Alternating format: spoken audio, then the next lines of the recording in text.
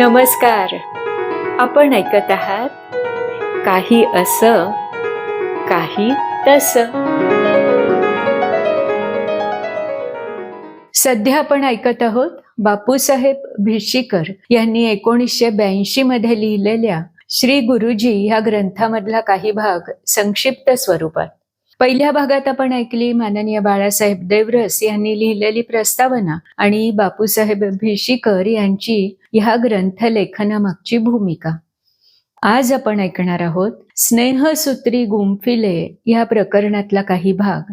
लक्षात घ्या की हे प्रकरण म्हणजे पुस्तकाचा सारांश नव्हे.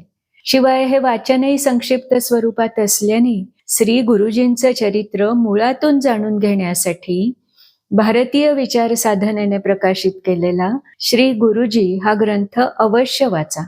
आणि गेल्या वेळेसारखंच आजही या भागाच्या शेवटी आपण ऐकणार आहोत श्री प्रसाद जिरांकलगीकर यांनी भावपूर्णतेने गायलेलं एक संघगीत.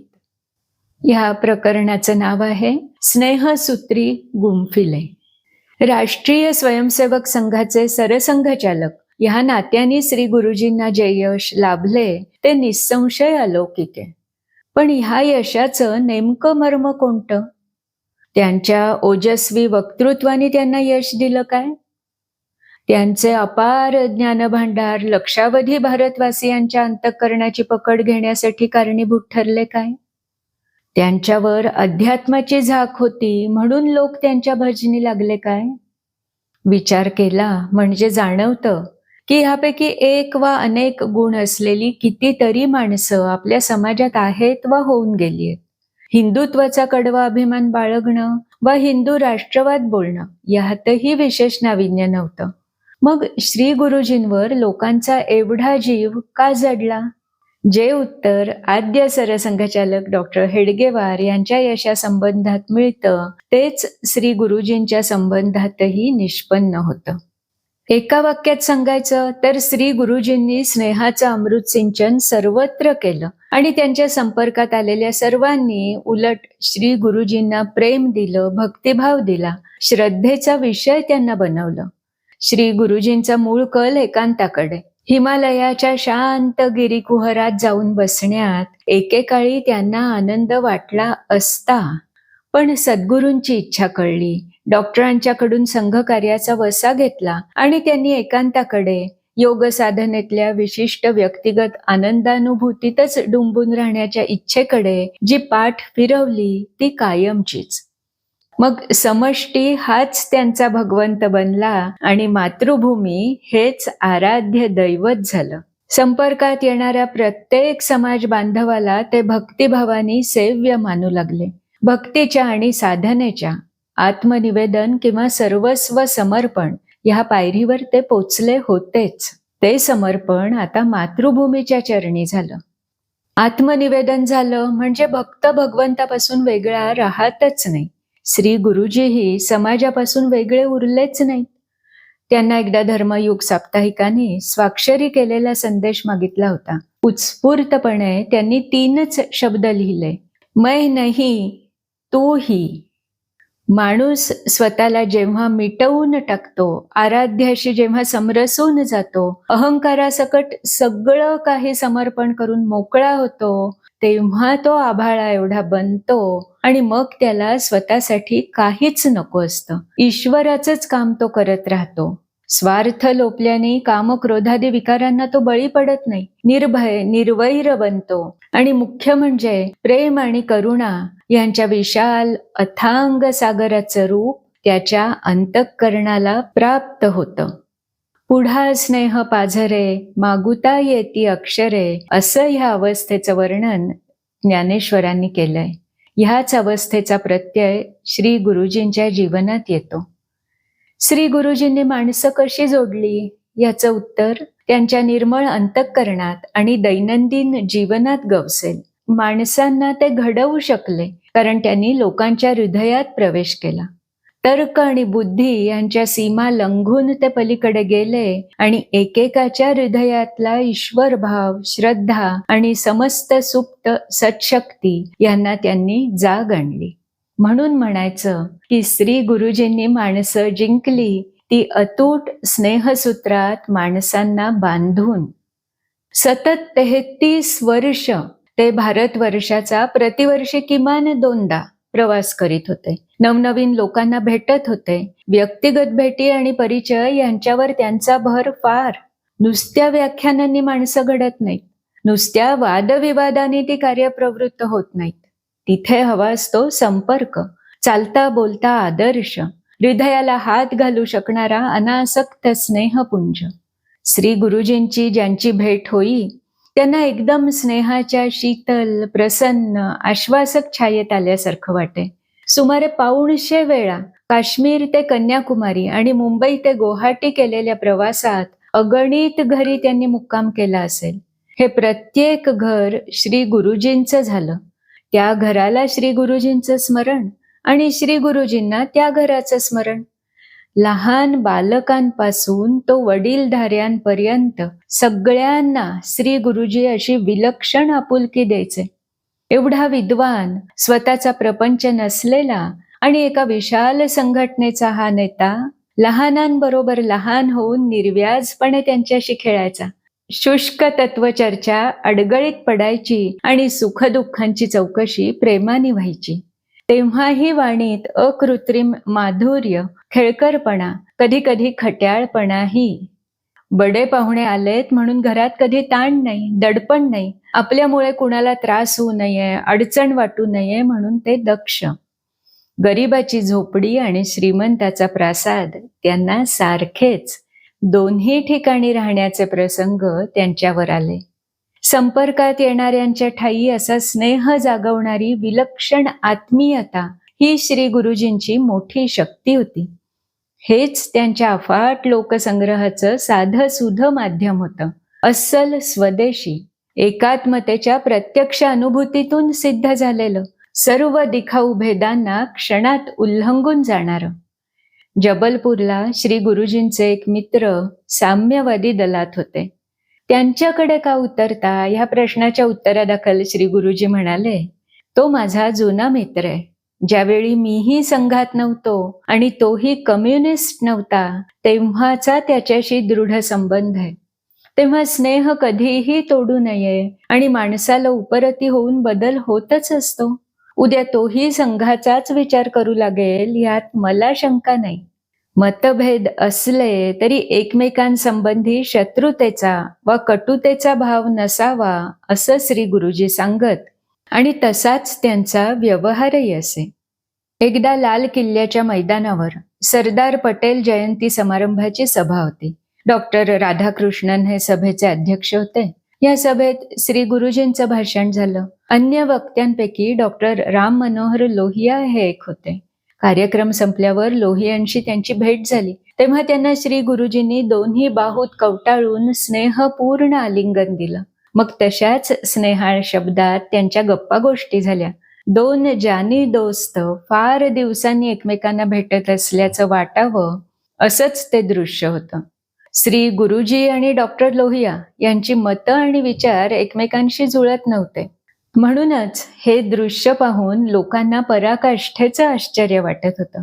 अशी मतभेदांच्या वर झेपावणारी, स्नेहसंबंधांना जीवापाड जपणारी श्री गुरुजींची व्यवहार नीती. तत्व आणि व्यवहार त्यांच्या जीवनात एकरूप होऊन गेल्याचं आपल्याला प्रत्यक्ष दिसतं. वसुधैव कुटुंबकम अशी विशाल भावना केवळ तत्वज्ञानाच्या ग्रंथात राहिली नव्हती, तर क्षणोक्षणीच्या आचरणात प्रतिबिंबित झाली होती. एकदा त्यांच्या भेटीसाठी आलेल्या एका दाम्पत्याच्या लहान मुलाच्या प्रकृतीची चौकशी त्यांनी केली आणि त्याचं ऑपरेशन जर्मनीत झालं होतं ना असा प्रश्न केला. कोणीतरी श्री गुरुजींना विचारलं की आपण एवढ्या बारीक सारीक गोष्टींचं स्मरण कसं ठेवता? त्यावर श्री गुरुजींनी दिलेलं उत्तर सहसा कल्पनेत न येणारं. आपल्या अद्भुत स्मरणशक्तीची बढाई त्यांना मारता आली असती, पण अगदी सहजगत्या ते म्हणाले, माझ्या कुटुंबातील अशा या घटना मी कसा विसरेन? मग त्या कितीही जुन्या झाल्या असल्या तरी काय झालं? ह्या उत्तरातील माझे कुटुंब या शब्दप्रयोगाने सगळ्यांना श्री गुरुजींचं यथार्थ दर्शन घडवून टाकलं. प्रत्येक परिवार हा त्यांचा परिवार होता. आणि सर्वत्र त्यांचा जिव्हाळा होता. त्या प्रेमाचा, जिव्हाळ्याचा आणि आत्मीयतेचा थांग कुणालाच कधी लागला नाही. त्या महासागरात जातपात, प्रांत, पक्ष, पंथ इत्यादी सारे भेद बुडून गेल्याचा अनुभव नित्य येई आणि मग कोणाच्याही मनात उरे तो प्रेमाचा आणि श्रद्धेचा भाव. श्री गुरुजींच्या जीवनाचं हे अंग एवढं हृद्य, एवढं विलोभनीय आणि एवढं बोधप्रद आहे की शब्दांनी न मिळणारे पाठ त्यातून सगळ्यांना आपोआप मिळून जात. संघातील अधिकारपद म्हणजे जबाबदारी. कुटुंब प्रमुखाप्रमाणे सगळ्यांकडे प्रेमाने लक्ष देत त्यांचा विकास घडवीत कुटुंबाची भरभराट घडवून आणण्याचं काम म्हणजे संघातलं अधिकारपद. कुटुंबात सुसंवाद, आनंद, प्रसन्नता, जिव्हाळा राखण्याचं काम. इथे वेळ आणि कष्ट याचा हिशोब नाही. माणसं जोडण्याचा आणि संघ परिवारासाठी काम करण्याची ओढ त्यांच्या मनात निर्माण करण्याचा हाच सहज आत्मीयतेने झिजण्याचा मार्ग आपल्या सुखदुःखात वाटेकरी होतो. यासारखं मोठं समाधान माणसाला दुसरं नसतं. वितंडवाद घालत न बसता आपल्या स्निग्ध व दक्ष व्यवहाराने हे समाधान जो लोकांना देतो तो लोकांची अंतःकरणं जिंकतो. हे काम श्री गुरुजींनी किती जीव ओतून केलं हे पाहिलं म्हणजे स्तिमित व्हावं लागतं. कोणाच्या कुटुंबात काही दुःखद प्रकार घडल्यास सांत्वनाची पत्र लिहिणं, शक्य असल्यास त्या घरी प्रत्यक्ष जाऊन येणं, रुग्णांना भेटणं व धीर देणं, आनंदाच्या प्रसंगी लोकांच्या आनंदात सहभागी होणं, अडचणी निवारण करण्यासारख्या असल्यास त्या तत्परतेने दूर करणं, निरोप पोचवणं अशी कामं ते सहज स्वभाव म्हणून करीत. समाजाची भक्ती, समाज पुरुषाची सेवा यासारख्या शब्दात केवढा विलक्षण आशय श्री गुरुजींनी भरला होता हे यावरून ध्यानात येईल. उपकार कर्त्याचा आविर्भाव त्यांनी कधी आणला नाही. गोरगरीब, दुःखी, पीडित यांच्या रूपाने भगवंत आपल्याला सेवेची संधी देतो आहे. ती संधी मिळाल्याबद्दल आपण परमेश्वराचे ऋणी राहिले पाहिजे. हाच त्यांचा रामकृष्ण परमहंसांनी शिकवलेला भाव. श्री गुरुजींचे विचार आणि त्यांचा व्यवहार पाहिला की स्वामी विवेकानंदांचं संघटित, धर्मजागृत, आधुनिक भौतिक विज्ञान पचवून अध्यात्माच्या पायावर खंबीरपणे उभ्या असलेल्या समर्थ भारताचं स्वप्न साकार करण्यासाठीच श्री गुरुजींची नियतीने योजना केली होती की काय असं वाटू लागतं. तोच व्यावहारिक वेदांत, तीच जिवंत देवांची सेवा, धर्मज्ञान झोपडीपर्यंत नेण्याचा तोच खटाटोप आणि भारताच्या नियत जीवन कर्तव्याचा तोच बोध. निर्विकल्पाकडून सगुणाकडे वळलेला तसाच जीवन प्रवाह, तीच योगारूढ अवस्था आणि तशीच बुद्धीची धारणा शक्ती, तेच वैराग्य, तोच ज्वलंत स्वाभिमान आणि शक्ती संकल्पनेवर तोच भर, तोच साधेपणा आणि तीच तेजस्विता आणि प्रसन्नता, तोच उद्दाम आत्मविश्वास आणि अमृतपुत्रांना तेच धीरगंभीर आवाहन. फरक एवढाच की संन्याशाची भगवी वस्त्र अंगावर नव्हती, तर संपूर्ण समाजाला हिंदू अस्मितेच्या एका सूत्रात गुंफून संघटित स्वरूपात उभा करण्याची आकांक्षा होती. उत्कट भक्ती असेल, भगवंताच्या प्रेमासाठी वाटेल ती संकट सोसण्याची प्रल्हादासारखी सिद्धता असेल, परिपूर्ण समर्पण आणि शरणागती असेल, तर देव प्रसन्न झालाच पाहिजे ही त्यांची अनुभूतीजन्य श्रद्धा. भक्ती म्हणजे सुळावरची पोळी. कंटाळला, थकला, उतावीळ झाला, डगमगला, त्यांनी भगवत प्राप्तीची आशा सोडावी. उत्तिष्ठत जाग्रत प्राप्य वरांनी बोधत हा मानवी जीवनातला पुरुषार्थ. त्या पुरुषार्थाने प्रेरित असं श्री गुरुजींचं जीवन होतं. हा भक्तिभाव आणि पुरुषार्थ कार्यकर्त्यांच्या जीवनात आला तर समष्टीरूप भगवंत प्रसन्न झालाच पाहिजे ही त्यांची निस्संदिग्ध ग्वाही. म्हणूनच परिस्थितीचं रडगाणं त्यांना निरर्थक वाटे. काम होत नाही म्हणून समष्टीरूप भगवंताला दूषण देणं हे ते महापाप समजत. समाजच वाईट आहे असं कोणी म्हटलं तर ते म्हणत, बाबा रे, या समाजासाठी काम तुझ्या हातून होणं नाही, जरा अंतर्मुख हो आणि स्वतःकडे बघ. ह्या लेखाचा उर्वरित भाग आपण ऐकणार आहोत पुढच्या बुधवारी. आणि आता ऐकूया श्री प्रसाद जिरांकलगीकर यांनी भावपूर्ण त्यांनी गायलेलं एक संघगीत, तव तेजाच्या दिव्य रश्मीने. डॉक्टर हेडगेवार यांनी सोपवलेलं संघाचं काम अक्षरशः प्राणपणाने पार पाडताना तुझ्या मागुनी ध्येय पथावर मी चालत राहीन, मीही तुझ्यातील अंश तुझ्यातच मिसळून जाईन, अशीच श्री गुरुजींची भावना असेल का? ऐकूया तव तेजाच्या दिव्य रश्मीने. तव तेजाच्या दिव्य रश्मीने भवितव्याची क्षितिजे उजळीन, तुझ्या मागुनी ध्येय पथावर युगे युगे मी चालत राहीन, चालत राहीन. सुमन समुच्चय तुला अर्पिता, मला दिसे तू उदात्त दर्शन. ध्वजा पुढे मी शब्द दिला तुझ, परमेशाला साक्षी ठेवून. तुझ्या मागुनी ध्येय पथावर युगे युगे मी चालत राहीन, चालत राहीन. विरले संभ्रम स्थिरावले मन, तुझे दिव्य नेतृत्व पत्करून. किती चालणे प्रश्न न करिता, तुझ हाती हे दिधले जीवन. तुझ्या मागुनी ध्येय पथावर युगे युगे मी चालत राहीन, चालत राहीन. शिरावरी प्रारंभापासून संघर्षाचे हे कातळ घन, अजूनी ना वनवास संपला.